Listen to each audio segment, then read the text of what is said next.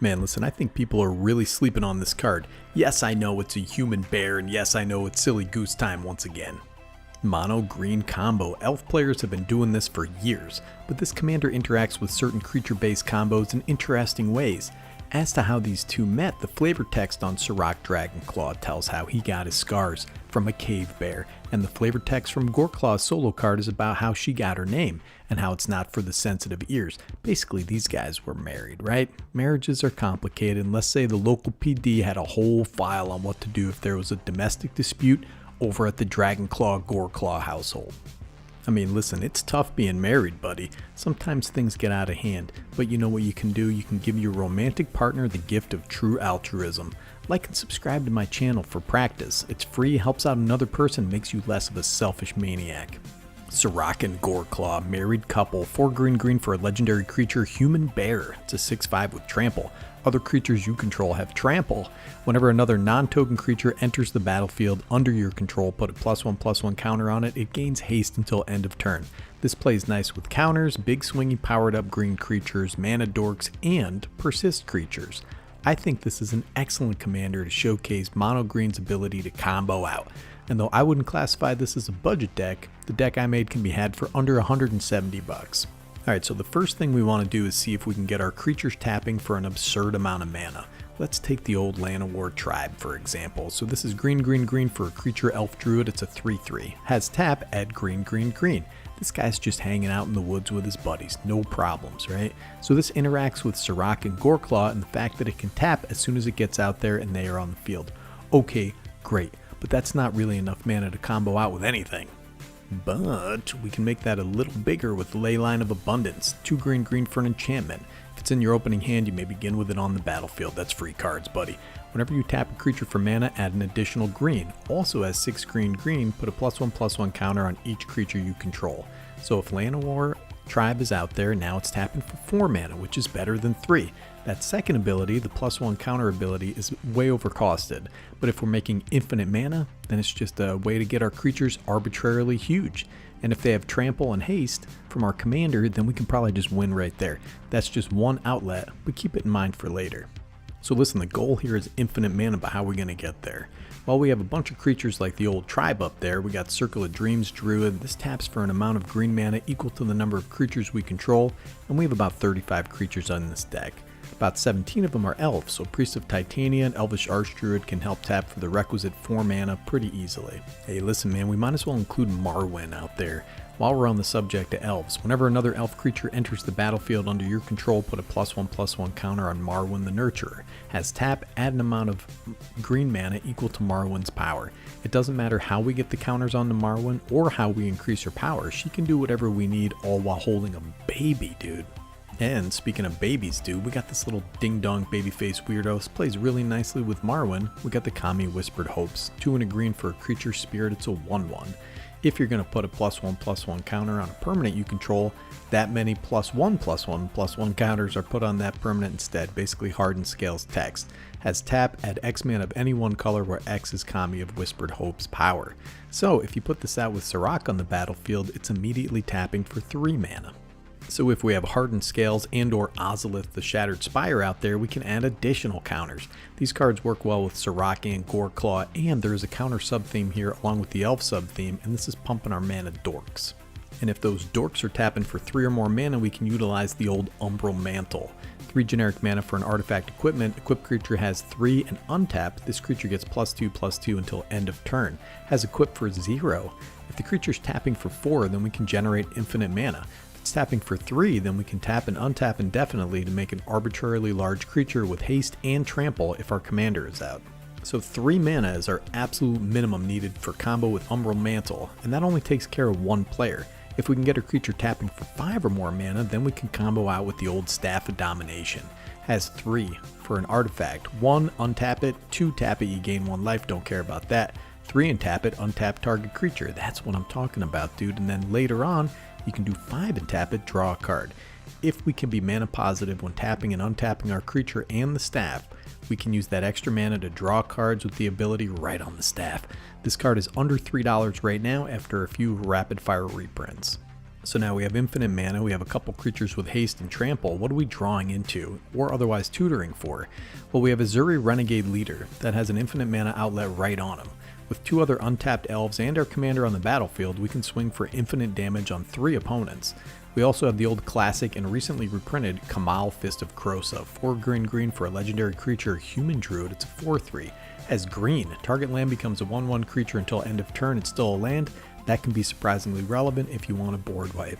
It also has 2 green. Creatures you control get +3/+3 and gain trample until end of turn. Yeah, this guy hits all of our creatures and looks like John Cena out there beefing up with a little HGH in the morning. Look at this guy's jaw, his sweet arm slabs. This was how they did magic back in the day. Looks like a young Jesse Ventura. Why don't you tell me why aircraft, both commercial and military, are spraying aluminium into the stratosphere? Yeah, you guys didn't know this episode was sponsored by Jesse Ventura. Surrak and Goreclaw also interacts in interesting ways with Persist creatures. From the comprehensive rules, 122.3, if a permanent has both a +1/+1 counter and a -1/-1 counter on it, N +1/+1 and N -1/-1 counters are removed from it as a state-based action, where N is the smaller of the number of +1/+1 and -1/-1 counters on it. See Rule 704. So without the excessively mathematical language, the 2 types of counters cancel each other out. Now there are only 3 Persist creatures in mono green, and they are Airy Oofies, 4 and a green for a creature Oofy. It's a 3/3. Sacrifice it, it deals damage equal to its power to target creature with flying has Persist. Well, this can sack itself to deal damage to flying creatures. Well, that's great, cool. And then you got the old Lesser Masticore dude, which can be used as an infinite mana outlet to wipe creatures off the board, and probably the best one coming up. It's a blast from the past with hits such as Winona's Big Brown Beaver and Tommy the Cat. We got Woodfall Primus, 5 green for a creature Treefolk Shaman. It's a 6/6 with trample. When it enters the battlefield, destroy target non-creature permanent. Has Persist. If you can sacrifice this and bring it back over and over again with our free sack outlets, you can kill everyone's lands, enchantments, artifacts, and planeswalkers, which will lead to a scoop victory. So now you can combine any of these with Altar of Dementia and our commander, and we can just mill everybody out. This card had a reprint in the Brothers War with sweet new art, and I was sure to grab a copy of that, dude. You never want to reach in a box and not pull out an Altar of Dementia. Just ask Joe Biden. Speaking of evil monsters and politicians, we got Phyrexian Altar. This is also great, although not in this deck because I was trying to keep the cost reasonable, but this card right now is only about 25 bucks, one of my favorite all-time cards. Now we also have some combo lines with 2 cards that let us return our creatures to hand, which combined with our commander will allow us to reset the ability to tap for an insane amount of mana with haste. Karametra's Acolyte is 3 and a green for a creature, Human Druid. It's a 1/4. Tap at an amount of green mana equal to your devotion to green. This is an excellent tutor target, and if it's tapping for 7 or more mana, we can return it to hand and recast with Temur, Sabertooth, and Kogla the Titan Ape. So the important part is Temur Sabertooth has 1 and a green. You may return another creature you control to its owner's hand. If you do, Temur Sabertooth gets indestructible until end of turn. Or in Kogla's case, 1 and a green, return target human you control to owner's hand. Kogla gains indestructible. But what if we want to reset a creature that relies on counters to do its thing, like Marwyn or the Kami of Whispered Hope? Well, then you get into the old Hyrax Tower Scout. 2 and a green for a creature, Human Scout. It's a 3/3. When it enters the battlefield, untap target creature. This is a human and works both with Kogla and Temur Sabertooth. An Eternal Witness is another human. Looks like an elf, but guess what, dude? It's a human. If we can get an untapper like Vitalize in our graveyard, we can return it with either Kogla or the Tooth to get Vitalize back and reset our mana dorks, recast our Eternal Witness. Now, this is kind of an odd one, but it fits perfectly well with our elf sub-theme and our +1/+1 counter sub-theme. You got Herd Baloth and Ivy Lane Denizen. These can combo out with each other. Herd Baloth is great in a counter deck anyway. As the tokens Baloth creates are green, you can target Herd Baloth with Ivy Lane Denizen's ability to create more Baloths, thereby triggering it again. You can never have too many Baloths, dude. These tokens can be used to swing, though without haste, or be sacrificed to something like Greater Good to draw into whatever combo piece that we need. Now, a big part of this deck is going to be tutoring for our combo pieces. Tutoring for creatures in mono green is very easy, but the tutors can be expensive. Whenever you see one of these reprinted, you should jump on it. Worldly Tutor is great because it's instant speed, but getting creatures onto the battlefield is better. And tutoring the hand is also fine. You have Court of Calling, that's fantastic as we're building a creature-based deck with lots of mana generation. Green Sun Zenith is one of the best all-time creature tutors, gets it right onto the battlefield. Eldritch Evolution and Natural Order are both fantastic. And we have a couple creatures that can act as tutors as well, like Fauna Shaman. It's 1 and a green for a creature, Elf Shaman. Oh, there's another elf, dude. It's a 2/2 with green, tap, discard a creature card, search your library for a creature card, reveal it, put it into your hand, then shuffle.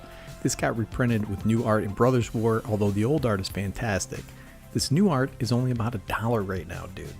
We also have kind of a crappy creature tutor, Magus of the Order. It's like Natural Order, but you gotta put it out there and then wait a turn and then pay another green mana and sack another creature and blah blah blah. This normally sucks as we are activating at sorcery speed, but with our commander out, this has haste, so we can activate and get what we need directly to the battlefield. Now there are a few other tutors I didn't mention, but take a look at the deck list for the full roster. I'm not going to bore you guys and go over every gosh darn card in the whole thing. That makes people crazy. You just want the highlights, brother. Anyways, I filled the deck out with a bunch of other utility creatures that can help our combos. It's an interesting take on a combo-driven commander. In the event that you don't combo out, there's a perfectly reasonable scenario where you have enough mana to activate Kamala or Zuri 2 or 3 times to make our creatures large enough to close out a game by turn 7 or so. They're all going to have haste, they're all going to have trample. With the critical mass at 8 tutors, we can be reasonably assured that we can get where we need to go. I don't know, man. This is a really powerful commander. Even if you just leaned on power matters or counters and skipped the combo, it's still a beatdown. Giving your creatures trample and haste goes in a ton of decks. So check out the deck list, enjoy the rest of your day, and enjoy this hobby, brothers. Don't let the negativity of some of these online dudes get you down. Snicky G from Better Commander, signing off.